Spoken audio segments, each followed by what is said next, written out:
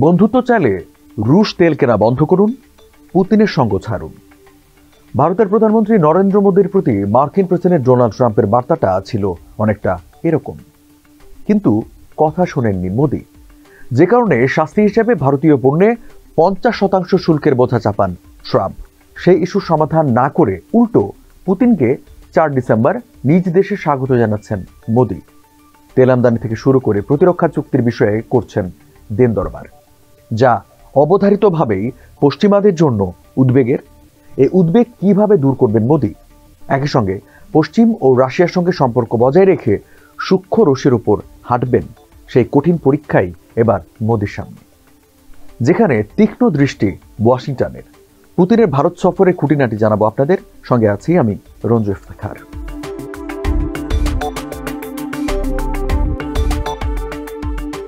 রাশিয়ার দৃষ্টিকোণ থেকে ভারতের গুরুত্ব বোঝার জন্য কয়েকটি সংখ্যাই যথেষ্ট। ভারতের জনসংখ্যা প্রায় 150 কোটি, অর্থনৈতিক প্রবৃদ্ধি 8% বেশি, যা কিনা এখন বিশ্বের সবচেয়ে দ্রুত বর্ধনশীল বড় অর্থনীতি। এ অবস্থায় ভারতের বিশাল বাজারে নজর পড়বে যে কারো। পুতিনও এর ব্যতিক্রম নয়। ঐতিহাসিক সম্পর্ক কাজে লাগিয়ে ভারতের সঙ্গে গভীর সম্পর্ক চায় পুতিন সরকার। তাছাড়া ইউক্রেন যুদ্ধের পর পশ্চিমা নিষেধাজ্ঞায় যখন অর্থনৈতিকভাবে ঝুঁকির মুখে ছিল মস্কো, তখন বিপুল পরিমাণ রুশ তেল আমদানি করে পুতিনকে সাহায্য করেছে নয়াদিল্লি। বর্তমানে ভারতের জ্বালানি আমদানির 35%ই রুশ তেল। সম্প্রতি ট্রাম্প প্রশাসনের অতিরিক্ত শুল্ক আরোপের ভয়ে তেল আমদানি কিছুটা কমিয়েছে ভারত, যে কারণে এখন পুতিনের চাওয়া ভারত যেন আবারও তেল আমদানি বাড়ায়। এছাড়া রাশিয়ার অন্যতম স্বার্থ হল ভারতের কাছে অস্ত্র বিক্রি। সোভিয়েত আমল থেকে ভারতের অন্যতম অস্ত্রের যোগানদাতা মস্কো, কিন্তু সম্প্রতি সেই অস্ত্র বিক্রির পরিমাণ অনেকটাই কমেছে দেশটিতে, যা আবারও বাড়াতে চান পুতিন। জানা গেছে এরই মধ্যে আধুনিক রুশ যুদ্ধ বিমান ও আকাশ প্রতিরক্ষা ব্যবস্থা কিনতে আগ্রহ প্রকাশ করেছে মোদী। পুতিনের সফরে যা আনুষ্ঠানিকভাবে চুক্তি সই হতে পারে। এছাড়া যুদ্ধের কারণে শ্রমিক সংকট দেখা দিয়েছে রাশিয়ায়, সেই সংকট মোকাবিলা করতেও ভারত থেকে দক্ষ শ্রমিক নিতে আগ্রহী মস্কো। এর বাইরে ভূ রাজনৈতিক কারণেও পুতিনের ভারত সফর জরুরি ছিল, কেননা ইউক্রেনের যুদ্ধের পর থেকে রাশিয়াকে একঘরে দেখানোর চেষ্টা করছে পশ্চিমারা। এখন এই সফরের মাধ্যমে পুতিন বার্তা দেবেন তিনি একঘরে নন।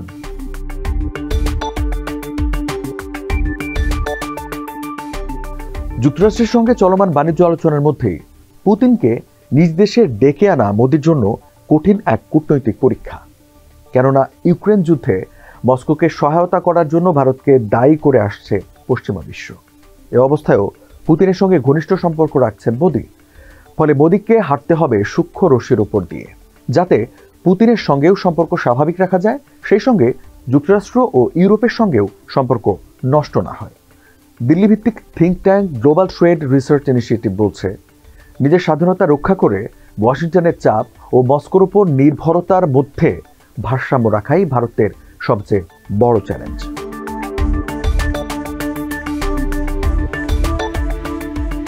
রাশিয়ার যেমন ভারতকে প্রয়োজন, তেমনি ভারতেরও আছে স্বার্থ। সম্প্রতি ভারত রাশিয়ার দ্বিপক্ষীয় বাণিজ্যের আকার অনেক বেড়েছে।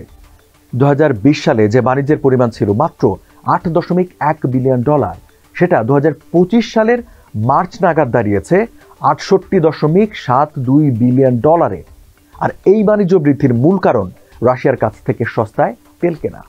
ফলে রাশিয়া ভারত দ্বিপক্ষীয় বাণিজ্যে রাশিয়ার রপ্তানি আয়ের পাল্লায় ভারী। এখন অন্য খাতের পণ্য রপ্তানি বাড়িয়ে বাণিজ্য ভারসাম্যের চেষ্টা চালাচ্ছেন মোদী। মূলত রাশিয়ার বাজারে ভারতীয় ভোগ্য পণ্যের যোগান শক্তিশালী করার চেষ্টায় আছেন এই বিজেপি নেতা। তাছাড়া রাশিয়ার মতো এত সস্তায় তাদের তেল কেউ দেবে না, কাজে পশ্চিমা হুমকির বিপরীতে নিজ দেশের জনগণের স্বার্থও বিবেচনায় রাখতে হচ্ছে মোদীকে।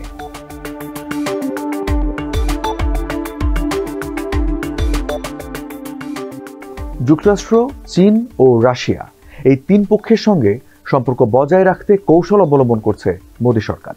ইউক্রেন যুদ্ধের পর রাশিয়ার কাছ থেকে সস্তায় তেল আমদানি করেছে। এখন ট্রাম্প প্রশাসন ক্ষুব্ধ হওয়ায় রুশ তেল কেনা কমিয়ে যুক্তরাষ্ট্র থেকে 22 লাখ মেট্রিক টন তরল পেট্রোলিয়াম গ্যাস কেনার চুক্তি করেছে ভারত। এছাড়াও যুক্তরাষ্ট্রের সঙ্গে প্রযুক্তি, বাণিজ্য ও বিনিয়োগে সহযোগিতা বাড়ানোর কথা বলছে। এদিকে চীনের সঙ্গেও সম্পর্ক স্বাভাবিক করতে চাইছে মোদী সরকার, কেননা সম্প্রতি পাকিস্তানের সঙ্গে উত্তেজনা বেড়েছে।